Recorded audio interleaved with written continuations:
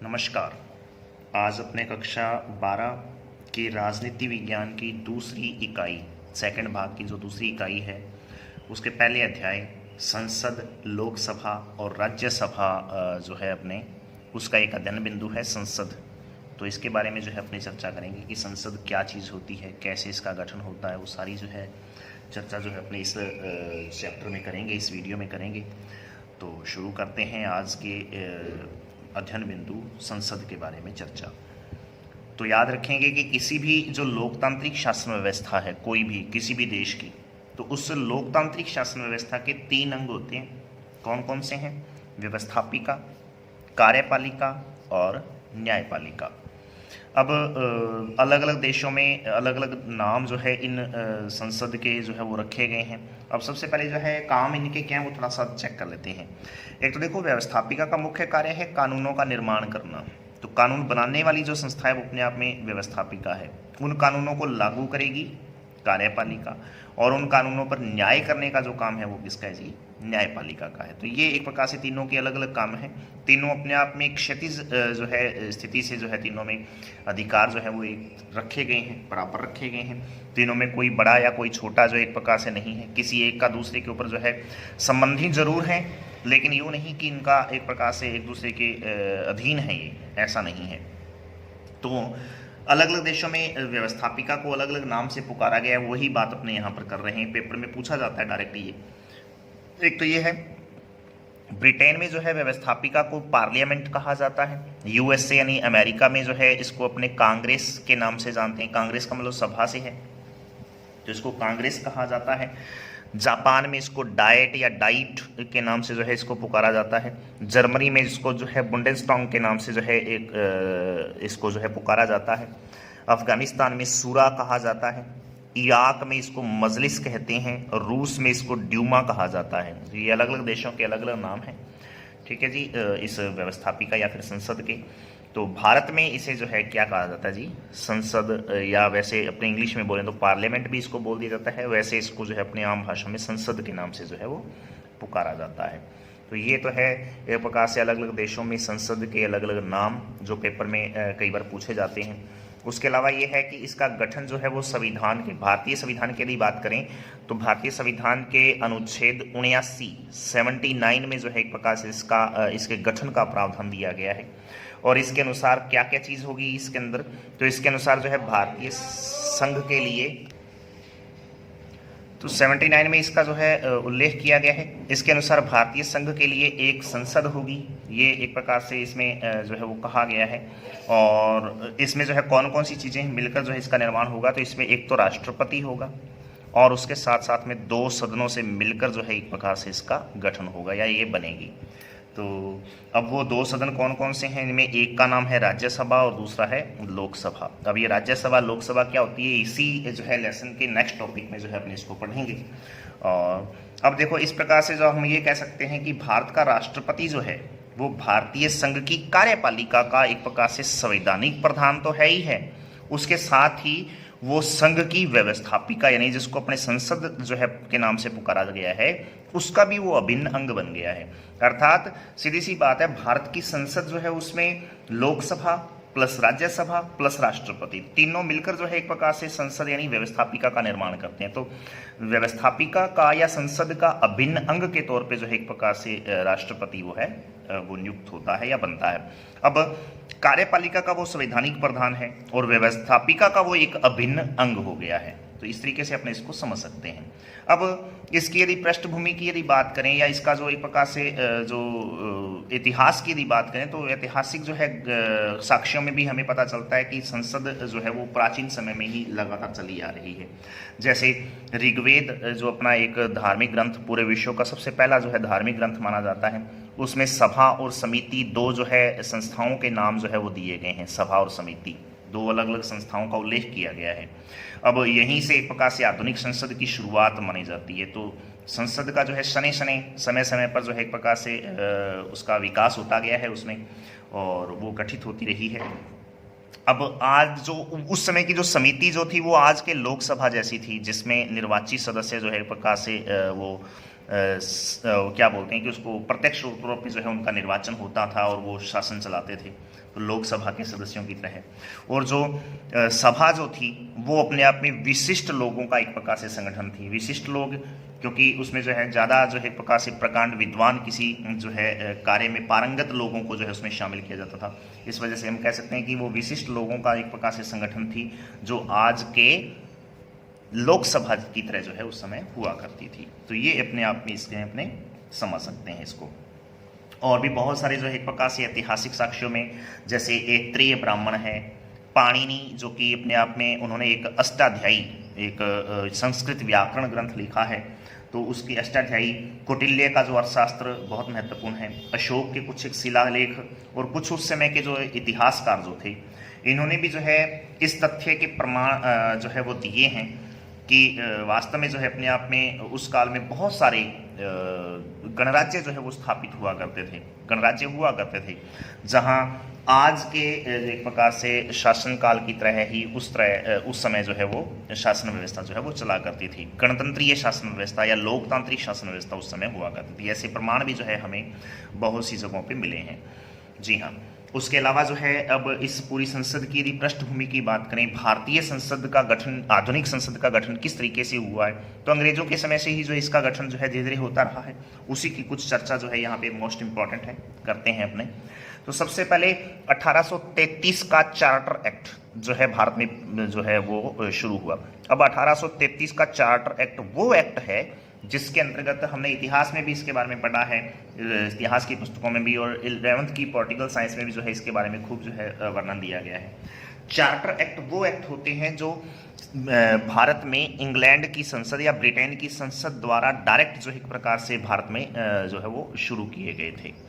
यानी वहाँ के राष्ट्रपति यानी वहाँ का जो सम्राट है उसके द्वारा एकदम से जो है भारत के लिए बनाए गए जो संसद में या वहाँ की पार्लियामेंट में जो बनाए गए एक्ट जो थे, जो डायरेक्ट भारत में जो है वो लागू किए जा सकते थे, ऐसे जो है कानूनों को चार्टर एक्ट कहा गया था। तो 1833 का जो चार्टर एक्ट है, उस चार्टर एक्ट से लेकर अपने आप में आधुनिक भारतीय संसद की जो है वो के गठन की शुरुआत अपने आप में मानी जाती है। और उससे लेकर और 1935 का जो भारत शासन अधिनियम जो था, जो अंतिम जो है एक प्रकार से अंग्रेजों द्वारा जो है शुरू किया गया एक अधिनियम माना जाता है। तो इस 1935 के अधिनियम तक जो है संसदीय तत्वों के विकास को हम लगातार देखते हैं एक प्रकार से, है ना, जो स्टेप बाय स्टेप 1833 के चार्टर एक्ट, फिर 1853 का चार्टर एक्ट आया, फिर 1858 का प्रथम भारत शासन अधिनियम आया, फिर 1909 का भारत शासन अधिनियम, 1919 का भारत शासन अधिनियम और उसके बाद में 1935 का भारत शासन अधिनियम। तो इस तरीके से लगातार जो है स्टेप बाय स्टेप जो है इसका विकास को हम देख सकते हैं। अलग अलग समय में जो है जो भारत की जो संसद जो थी उसमें कुछ फेरबदल किए गए अंग्रेज़ों द्वारा, और उन्हीं के बारे में चर्चा यहाँ पर ये है कि 1892 का जो अधिनियम जो था अंग्रेज़ों द्वारा जो शुरू किया गया, तो उसमें जो गवर्नर जनरल जो थी उसकी विधान परिषद में अधिकतम सदस्य संख्या 16 निर्धारित की गई थी। पहले जो है ये 4 थी, जिनमें से एक गवर्नर जनरल और 3 जो है सदस्य उसके साथ जो है वो कार्यरत होते थे या उनको नियुक्त किया जाता था।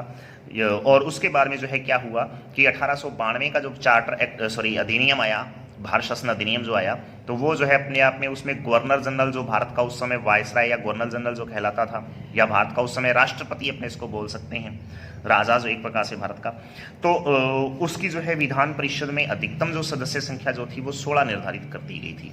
तो ये याद रखने वाली बात है। इनमें से जो 4 सदस्य जो थे वो अप्रत्यक्ष रूप से निर्वाचित होते थे। जिस तरीके से राज्यसभा के सदस्य अप्रत्यक्ष रूप से जो है निर्वाचित होते हैं, ठीक वैसे ही। और उसके अलावा जो है 1909 का जो भारत शासन अधिनियम आया, जिसको मार्ले मिंटो सुधार अधिनियम के नाम से भी जाना जाता है, ये भारत में एक प्रकार से भारत को विभाजित और सांप्रदायिक विभाजन को जो है एक प्रकार से बढ़ावा देने वाला एक अधिनियम माना जाता है। और यहाँ से जो है एक प्रकार से उस समय मिंटो जो भारत का वायसराय हुआ करता था, उसने स्पष्ट तौर पे जो है इस अधिनियम के बारे में ये कहा था कि हम नाग के बीज बो रहे हैं और इसके जो फल हैं वो बहुत विषैले होंगे। ऐसा जो है काशी इस अधिनियम के बारे में उस खुद मिंटो नामक जो है वायसराय जो उस समय था, उसने इसके बारे में कहा था। और वास्तव में भारत में सांप्रदायिकता, हिंदू मुस्लिम सांप्रदायिकता को बढ़ावा देने का जो काम है वो इसी अधिनियम द्वारा जो है वो अपने आप में हुआ है। तो 1909 के जो है इस अधिनियम में सदस्य संख्या जो है वो 60 कर दी गई थी। और इसके साथ साथ जैसे आपको बताया गया है कि इसी अधिनियम के अंतर्गत जो है क्या हुआ कि सांप्रदायिकता को जो है एक प्रकार से बढ़ावा दिया गया और मुस्लिम जो है लोगों को मुस्लिम बाहुल्य क्षेत्र में अपने जो है एक प्रकार से विशेष जो है चुनाव में खड़े होने और जो है मतदान देने का अधिकार जो है मुस्लिम लोगों को दिया गया था, जिसमें हिंदू मुस्लिम के बीच में जो है एक प्रकार से दायरा जो था वो क्या होता गया जी, बढ़ता चला गया। और आगे चलकर जो है सांप्रदायिक आधार पर जो है भारत का विभाजन भी देखने को मिलता है। तो वास्तव में जो मिंटो ने जो बात कही थी कि इसके जो है फल जो है बहुत विषैले होंगे, नाग के बीज हमने बो दिए हैं।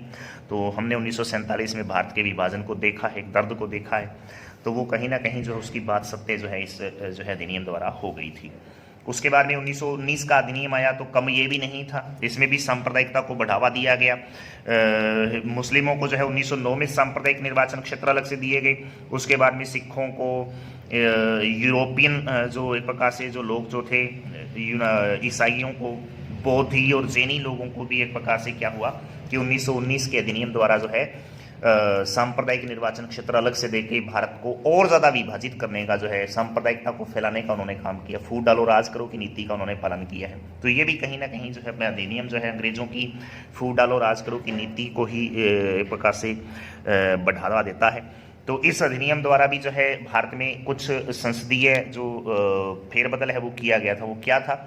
तो इस अधिनियम के द्वारा 1919 के अधिनियम द्वारा, अब इसको जो है मार्ले मिंटो सुधार अधिनियम जो है ये वाला है 1909 वाला, और इसको मॉन्टेग्यू चैम्सफोर्ड अधिनियम के नाम से जानते हैं, क्योंकि उस समय भारत सचिव मॉन्टेग्यू था और चैम्सफोर्ड जो है उस समय भारत का वायसराय था। तो इन दोनों के समय में लागू हुआ, इसलिए इसको मॉन्टेग्यू चैम्सफोर्ड अधिनियम भी कहा जाता है। तो इस अधिनियम द्वारा क्या हुआ कि केंद्रीय स्तर पर जो है एक सदनीय विधान परिषद के स्थान पर द्विसदनीय विधानमंडल या विधान परिषद जो है वो बना दी गई थी।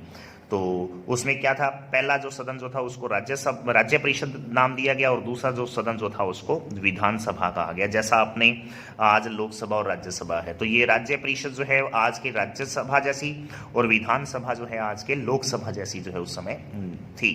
तो इनमें जो है अधिकांश जो है सदस्य वो ज़्यादातर निर्वाचित ही जो है हुआ करते थे दोनों ही जो है सदनों में। तो ये एक प्रकार से सुधार देखने को मिला।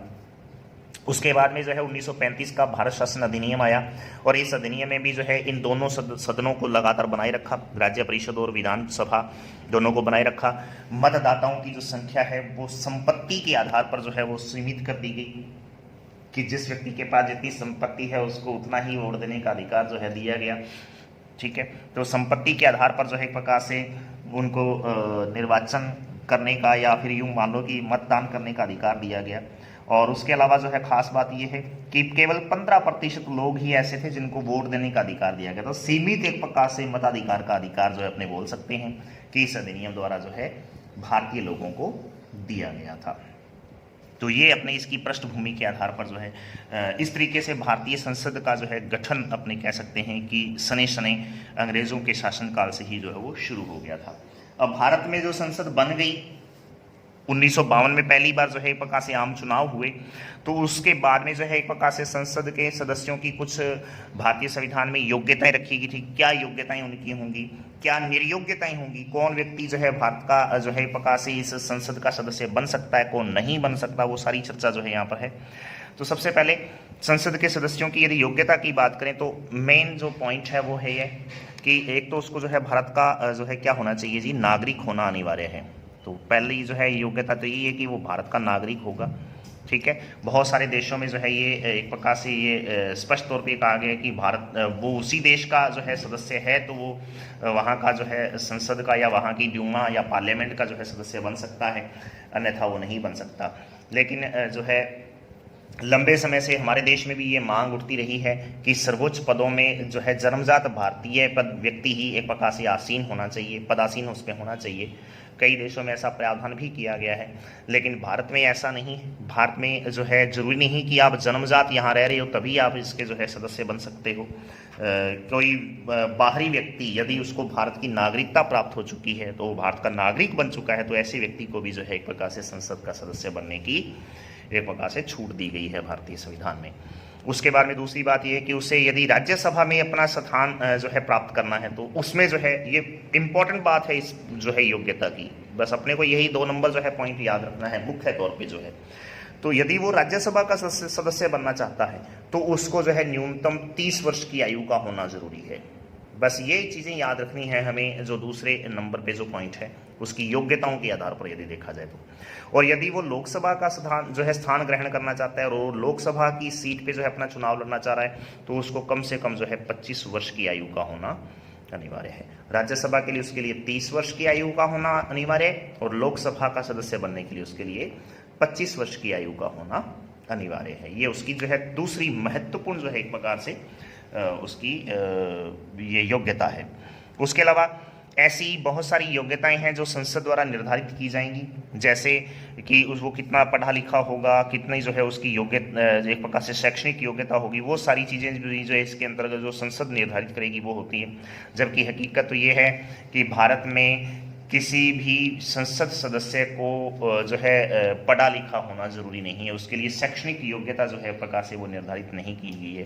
तो ये कहीं ना कहीं जो है दिखता है कि अपने आप में बहुत सारे अनपढ़ लोग भी जो है कई बार जो है अपने आप में संसद में निर्वाचित होकर चले जाते हैं, जो सही नहीं कहा जा सकता एक प्रकार से देखा जाए तो। एक विकासशील या एक विकसित देश की जो है श्रेणी में आने वाले किसी देश के लिए तो पढ़े लिखे व्यक्ति को यदि, या एक समझदार व्यक्ति को ही यदि कहीं संसद का सदस्य निर्वाचित किया जाए तो जो है बेस्ट है भारत की प्रकार से राजनीतिक करियर के लिए यदि देखा जाए तो।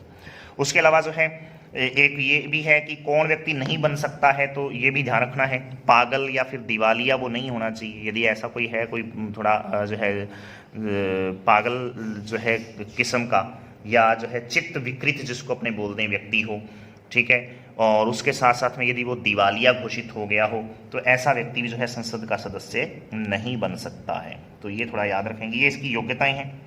उसके बाद में ये है कि कोई व्यक्ति अधिकतम 2 स्थानों से यदि लोकसभा का चुनाव लड़ता है, जैसे भारत के प्रधानमंत्री नरेंद्र मोदी जी ने किया है, बनारस से यानी वाराणसी से भी उन्होंने चुनाव लड़ा, और उधर वडोदरा गुजरात से भी उन्होंने चुनाव लड़ा। तो दोनों तरफ से जो है चुनाव लड़ा, दोनों पर जो है वो जीत गए। और यदि ऐसी कंडीशन पैदा हो जाए कि जो है लोकसभा का चुनाव 2 जगहों से लड़ रहा है, तो और दोनों में जो है वो जीत हासिल कर लेता है, तो उसे 1 माह के भीतर किसी एक स्थान को रिक्त करना होगा, एक स्थान को उसको छोड़ना होगा। इसी तरीके से राहुल गांधी भी हमने देखा है, अभी जो चुनाव हुआ था 2019 में, तो उसमें भी हमने देखा कि राहुल गांधी ने भी अपने आप में 2 जगहों से चुनाव लड़ा, अमेठी से और एक उसके बाद में शायद क्या नाम था उसका, वडियार था, कैसा कुछ नाम था, मुझे याद नहीं आ रहा है पूरा, केरल में है ना। 2 जगहों से चुनाव जो है लड़े और एक जगह से वो हार गए, तो दूसरी जगह से जीते हैं तो नॉर्मल सी बात है वहाँ रहेंगे। और यदि मान लो दोनों तरफ से जीत जाते हैं तो फिर जो है किसी एक स्थान को 1 महीने के अंदर अंदर जो है उसको त्याग करना होगा। तो ये भी एक प्रकार से इसकी योग्यता के अंतर्गत जो है आ जाएगा। उसके अलावा ये है कि संविधान की जो 10वीं अनुसूची है, पहले भारतीय संविधान जब लागू हुआ तो 8 अनुसूचियां थी, उसके बाद में 9वीं अनुसूची आई, फिर जो है 10वीं अनुसूची जो दल बदल से संबंधित थी, बहुत महत्वपूर्ण है, ये पेपर में सीधा पूछा जाता है। भूमि सुधार से संबंधित 9वीं अनुसूची थी, और 10वीं अनुसूची जो है वो दल बदल से संबंधित है। यदि कोई ऐसा संसदीय सदस्य, चाहे वो लोकसभा का है चाहे वो राज्यसभा का है, और यदि वो दल बदल करता है और दल बदल का दोषी पाया जाता है, तो ऐसे व्यक्ति की सदस्यता को उसकी सदस्यता से बर्खास्त किया जा सकता है। ये याद रखने वाली बात है।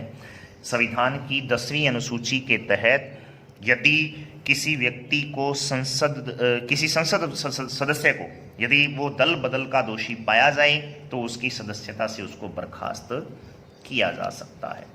जी हाँ, तो ये भी एक महत्वपूर्ण जो है बात है जो याद रखनी है। उसके अलावा यहाँ पर एक बात और जोड़ी जा सकती है कि यदि कोई व्यक्ति बिना जो है एक प्रकार से संसद में शामिल हुए, संसद के जो है अधिवेशन में शामिल हुए, यदि कोई व्यक्ति 60 दिन से अधिक एक प्रकार से अनुपस्थित रहता है, एब्सेंट रहता है, तो उस व्यक्ति की सदस्यता को भी एक प्रकार से व्यक्ति को उसकी सदस्यता से, संसद की सदस्यता से जो है बर्खास्त किया जा सकता है। तो बिना किसी कारण के, बिना किसी बताए, आप बिना किसी एप्लीकेशन के जो है संसद से छुट्टी नहीं ले सकते, और यदि 60 दिन से अधिक यदि आप उसमें एब्सेंट रहते हो तो आपका वहाँ से एक प्रकार से यूँ मान लो कि नाम काटा जा सकता है, यूँ अपने बोल सकते हैं। यानी उसको जो है उसके सदस्यता से बर्खास्त किया जा सकता है। ये एक नियम जो है अलग से बना हुआ है। उसके अलावा ये है कि इसके जो है शपथ की यदि बात करें कि संसद के सदस्यों को कौन दिलाता है, तो याद रखें कि संसद के सभी सदस्य जिनको भी सांसद या फिर एमपी मेंबर ऑफ पार्लियामेंट बोलते हैं, अपना स्थान ग्रहण करने से पूर्व राष्ट्रपति से या फिर राष्ट्रपति द्वारा जो है एक प्रकार से नियुक्त किसी व्यक्ति के समक्ष जो है वो शपथ लेता है, शपथ लेगा, ठीक है, और उस शपथ पत्र पर जो है अपने साइन करेगा। तो राष्ट्रपति जो है संसद के सदस्यों को जो है शपथ दिलवाता है, राष्ट्रपति दिलवाएगा या फिर उसके द्वारा जो है नियुक्त कोई व्यक्ति जो अपने आप में इस कार्य को कर सकता है, तो ऐसे किसी नियुक्त व्यक्ति को जो है प्रकार से के समक्ष वो शपथ लेगा। तो राष्ट्रपति ही हो गया एक प्रकार से, तो राष्ट्रपति के समक्ष जो है वो शपथ लेंगे। जी हाँ। उसके अलावा है संसद के सत्रों की यदि बात करें तो अनुच्छेद 85 के अनुसार जो है ये स्पष्ट तौर पे कहा गया है कि राष्ट्रपति संसद के प्रत्येक सदन को आहूत करता है। प्रत्येक सदन का जो सत्र है अर्थात अधिवेशन जो है उसको आहूत होता है बुलाना, आहूत का मतलब एक प्रकार से उसको जारी करना, उसको बुलाना अपने आप में। तो राष्ट्रपति जो है वो संसद के प्रत्येक सदन का सत्र आहूत करेगा यानी बुलाएगा, और संसद के एक सत्र की अंतिम बैठक और आगामी सत्र की पहली बैठक, प्रथम बैठक के लिए जो नियत तारीख है, नियत जो डेट है, उस डेट के बीच 6 माह का अंतर, 6 माह से अधिक का अंतर नहीं होना चाहिए। ये ध्यान रखेंगे कि एक सत्र यदि चल रहा है और उसकी अंतिम बैठक आज है जैसे मान लो, और आगामी सत्र जो चलेगा उसकी प्रथम बैठक जो है, प्रथम जो बैठक की जो तारीख है, इन दोनों जो है डेट के बीच में 6 महीने से ज़्यादा का अंतर नहीं होना चाहिए। ये एक नियम है। इसलिए भारतीय संसद में अधिकतर जो है ये देखा गया कि प्रतिवर्ष जो है 3 सत्र या अधिवेशन जो है वो बुलाए जाते हैं, ताकि जो है 6 महीने से कम का अंतर रहे, और 4-4 महीने के गैप में जो है प्रकार से उन तीनों सत्रों को पूरा किया जाता है, 3-3, 4-4 महीने के अंतर में, ताकि ये 6 महीने वाली जो शर्त है वो अपने आप में पूरी हो जाए। तो इसलिए जो है 3 सत्र कौन कौन से समय में बुलाए जाते हैं, तो पहला सत्र आता है बजट सत्र जिसको बोला जाता है, बजट सत्र आता है फरवरी मार्च में। दूसरा सत्र होता है जी मानसून सत्र जो कि जुलाई से अगस्त तक चलता है, और तीसरा सत्र होता है जी शीतकालीन सत्र जो नवंबर दिसंबर में चलता है। तो ये प्रकार से 2-3-3, 4-4 महीने के गैप में आ गए हैं, इसलिए जो 6 महीने की जो शर्त है वो अपने आप में यहाँ पर पूरी हो जाती है। फिर है सत्रों को स्थगित करने का अधिकार जो है, स्थगित करने का मतलब एक दिन की जो बैठक है आज चली सुबह और शाम को जो है जैसे मान लो 5 या 6 बजे जो भी एक प्रकार से संसद की जो बैठक है वो स्थगित की गई है, तो उन सत्रों की जो को स्थगित करने का जो काम है पीठासीन अधिकारी का होता है। पीठासीन अधिकारी कौन होता है? लोकसभा में पीठासीन अधिकारी को लोकसभा अध्यक्ष या फिर स्पीकर कहा जाता है, और राज्यसभा का जो पीठासीन अधिकारी होता है उसको राज्यसभा में सभापति के नाम से जानते हैं। तो इनके द्वारा जो एक प्रकार से ये सत्रों का अवसान किया जाता है, या सत्र को जो है स्थगित किया जाता है। सत्रावसान नहीं, सत्रों को स्थगित किया जाता है। और सत्रावसान का मतलब होता है 5 साल बाद में जब सरकार जो है अपना कार्यकाल पूरा कर लेती है, तो उसके बाद में जो एक प्रकार से जो संसद का पूरा कार्यकाल जो है वो जो लोकसभा का जो कार्यकाल है वो समाप्त किया जाता है, तो उसको सत्रावसान बोलते हैं 5 साल बाद में। तो वो जो है सत्रावसान करने का काम केवल किसके पास है जी? राष्ट्रपति का होता है। तो संसद का सत्र स्थगित करना है तो पीठासीन अधिकारी जैसे लोकसभा में स्पीकर और राज्यसभा में राज्यपाल, राज्यसभा में सभापति, ये जो है एक प्रकार से उसके सत्र को स्थगित करेंगे। लेकिन यदि सत्रावसान अर्थात पूरे 5 साल होने पर, या यूं कह सकते हैं कि अविश्वास का प्रस्ताव पारित होने पर यदि संसद का लोकसभा का कार्यकाल पहले समय से पहले समाप्त होता है, उस समय सत्रावसान किया जाएगा। तो सत्रावसान मतलब सत्र का अंत ही हो गया एक प्रकार से। तो वो अंत कौन करेगा जी? राष्ट्रपति करेगा। ये थोड़ा सा समझने वाली बात है। उसके बाद में बात आती है गणपूर्ति की, कॉरम संख्या की। तो कॉरम संख्या वह न्यूनतम संख्या होती है जिनकी उपस्थिति से जो है सदन की कार्यवाही जो है अपने आप में वैधानिकता प्राप्त कर लेती है और अपने आप में शुरू हो जाती है। यानी टोटल सदस्यों में कितने सदस्य उपस्थित हो जाएं कि संसद का कार्य जो है वो अपने आप में शुरू हो जाए। तो ये अपने आप में न्यूनतम संख्या होती है संसद के सदस्यों की। सदन, दोनों सदनों की अलग अलग सदस्य जो है होती है ये, और इसको गणपूर्ति या फिर कोरम कहा जाता है। अब पीठासीन अधिकारी, दोनों जो है सदनों के जो पीठासीन अधिकारी हैं, उन पीठासीन अधिकारियों को मिलाते हुए कुल सदस्य संख्या का 10वां भाग अपने आप में क्या होती है जी? गणपूर्ति होती है। याद रखेंगे 10वां भाग, पेपर में डायरेक्ट पूछा जाता है कितने सदस्य संख्या जो है गणपूर्ति में होने अनिवार्य है, तो कुल सदस्य संख्या का 10वां भाग। अब लोकसभा में जो भारत की लोकसभा है उसमें कुल सदस्य संख्या 545 है, तो इन 545 का 10वां भाग लगभग 55 के आसपास बनता है, ठीक है जी। और राज्यसभा का जो एक प्रकार से जो कुल सदस्य संख्या है वो है 245, तो इसका 10वां भाग, तो याद रखेंगे 545 लोकसभा के सदस्यों का 10वां भाग और राज्यसभा के 245 कुल सदस्यों का 10वां भाग अनिवार्य होना जरूरी है, उसी को अपने गणपूर्ति या फिर कॉरम संख्या के नाम से जानते हैं। पेपर में डायरेक्ट पूछा जाता है गणपूर्ति क्या है समझाइए, तो याद रखेंगे। उसके अलावा बात आती है महान्यायवादी की और मंत्रियों की।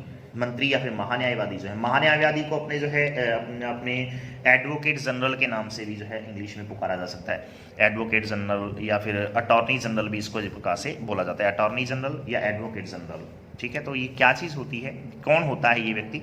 जिस तरीके से अपने पंचायतों में हम देखते हैं अपने आप में ग्राम सेवक जिसको ग्राम सचिव के नाम से या सेक्रेटरी के नाम से अपने पुकारते हैं, उसी प्रकार से संसद में भी एक सरकारी पदाधिकारी होता है जिसको अपने महान्यायवादी, अटॉर्नी जनरल या फिर एडवोकेट जनरल के नाम से जानते हैं। ये अपने आप में सरकारी पदाधिकारी होता है, कर्मचारी होता है, जो अपने आप में अनुच्छेद 88 के अनुसार जो है इसका प्रावधान दिया गया है भारतीय संविधान में। और संसद के ये किसी भी सदन में बोलने का और भाग लेने का इस व्यक्ति को अधिकार होता है। दोनों सदनों में, चाहे लोकसभा चाहे राज्यसभा, दोनों में किसी भी सदन में ये भाग ले सकता है, वहाँ पर अपने आप में अपने बोल सकता है, अपने आप में ना उस अपने जो है कुछ विचार रख सकता है। लेकिन एक याद रखने वाली बात है कि इस महान्यायवादी को अर्थात संसद का ये जो एक प्रकार से सरकारी पदाधिकारी जो होता है, इस पदाधिकारी को संसद के किसी भी सदन में मतदान देने का अधिकार नहीं होता है, मतदान नहीं कर सकता वो। बाकी जो है वो संसद के किसी भी सदन में बोल सकता है, उसमें भाग ले सकता है और अपनी जो है एक प्रकार से उपस्थिति वहाँ पे दर्ज करवा सकता है। दूसरी बात, इसी अनुच्छेद 88 में ये बात और कही गई है, वो यहाँ जो है मिसअप है, वो क्या है कि एक तो जो है संसद क्या किसी भी जो सदन में अपने आप में जो सदस्य है, चाहे वो लोकसभा का सदस्य है चाहे वो राज्यसभा का सदस्य है, तो अपने ही सदन में जो है एक प्रकार से वो बैठक में भाग लेगा, वो जो सदन का जो सदस्य है, और उसी जो है सदन में जो है वो मतदान कर सकता है, ये याद रखेंगे। दूसरे सदन में जो है प्रकार से वो नहीं जाएगा और वहाँ पर बैठक में भाग नहीं लेगा वो। और उसके अलावा जो है खास बात ये है कि वो मतदान यदि करता है तो वो मंत्री व्यक्ति जो है वो मतदान केवल उसी सदन में करेगा जिस सदन का वो मंत्री है। राज्यसभा का मंत्री है तो राज्यसभा में वो मतदान करेगा, लोकसभा का मंत्री है तो वो लोकसभा में एक प्रकार से मतदान करेगा। जी हाँ, तो ये एक प्रकार से आज की इस संसद के बारे में जो है कुछ चर्चा थी महत्वपूर्ण, और इसके बारे में जो है अलग से जो अपना एक प्रकार से जो इसकी जो टॉपिक है, जो अपने आप में इसमें राज्यसभा और लोकसभा क्या चीज़ होती है, कैसे इसका गठन होता है, वो सारी चर्चा जो है अपने नेक्स्ट टॉपिक में करेंगे। तो इसके कुछ एक प्रश्न हैं, फटाफट आप इन प्रश्नों को उतार लें। और वो प्रश्न इस तरीके से हैं। अध्ययन बिंदु अपना संसद है ही, तो इसमें पहला प्रश्न ये है कि लोकतांत्रिक शासन में सरकार के कितने अंग होते हैं, उनके नाम लिखने हैं आपको। लोकतांत्रिक जो शासन व्यवस्था है उसमें सरकार के कितने अंग हैं, नाम बताने हैं। फिर है भारतीय संसद के गठन का प्रावधान किस अनुच्छेद में वर्णित है। कोई भी व्यक्ति जो है वो संसद सदस्य बनने के लिए अधिकतम कितने स्थानों पर चुनाव लड़ सकता है, ये आपको बताना है। संसद सदस्य जो है वो को शपथ कौन दिलाता है, ये बताना है। संसद के जो भी सदस्य हैं, लोकसभा राज्यसभा, इनको शपथ दिलाने का काम कौन करता है। फिर बात आती है संसद के दो अधिवेशनों के बीच कितने समय का अंतराल, यानी अधिकतम अंतराल हो सकता है, मैक्सिमम कितने समय का, उससे ज़्यादा नहीं हो सकता। तो कितने माह का अंतराल जो है उनके बीच में होना जरूरी है। जरूरी नहीं है, हो सकता है अधिकतम, कम हो सकता है लेकिन उससे अधिक नहीं हो सकता, ये बताना है आपको। आगे है भारतीय संसद की कॉरम संख्या, यानी जिसको अपने गणपूर्ति बोलते हैं, उस पर टिप्पणी लिखनी है, कितनी होती है, कैसे जो है कौन कौन सदस्य इसमें जो है गणपूर्ति में कितने सदस्य भाग लेंगे, वो सारी चीज़ चर्चा जो अपने वीडियो में की है बतानी है। और संविधान के किस अनुच्छेद में महान्यायवादी जो एक प्रकार से जो भारतीय संसद का एक सरकारी पदाधिकारी है उसका उल्लेख किया गया है, ये आपको बताना है। तो इस तरीके से आज के इस टॉपिक में इतना ही। तो आप इसको अच्छी तरह से याद करें, मोस्ट इम्पॉर्टेंट है अपने इस लेसन के हिसाब से यदि देखा जाए तो आज के लिए इतना ही। धन्यवाद। जय हिंद, जय भारत।